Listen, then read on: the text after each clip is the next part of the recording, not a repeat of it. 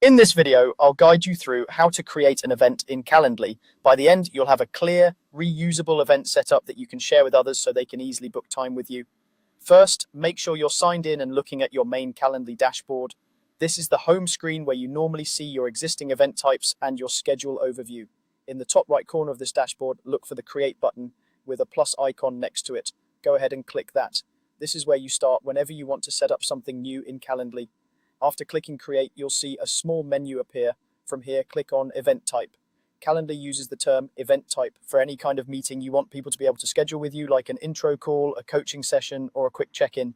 Choosing event type tells Calendly you're building one of these booking templates. Next, you'll be asked to choose the style of event you want. You'll see options like one-on-one and possibly others depending on your plan. Look for the option that best fits what you're trying to do. For example, if it's just between you and one other person, one-on-one is usually the simplest choice. Once you've found the style you want, click the select button underneath that option. This locks in the basic format for your event. Now you'll move into the event setup screen. At the top, you'll see a place to type the name of your event. Click into that field and type a clear, descriptive name like intro consultation or weekly check-in.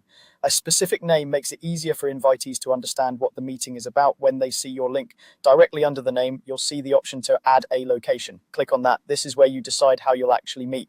Calendly lets you choose from options such as Zoom, Google Meet, or phone. If you pick Zoom or Google Meet, Calendly can automatically generate a unique meeting link for each booking, which saves time and avoids mix-ups. If you choose phone, you can specify whether you'll call them or they'll call you and where they'll find the number. Select the option that matches how you typically meet with people. Once you're happy with the event name and location, scroll down and click Continue. This takes you to the next part of the setup where you define how long your meetings will be. On this screen, find the section labeled Duration. Click on Duration to open the list of time options. You can choose from common lengths like 15, 30, or 60 minutes, or select a custom duration if you need something more specific. Think about how much time you realistically need for this type of meeting so you're not rushed, but also not blocking off too much of your calendar.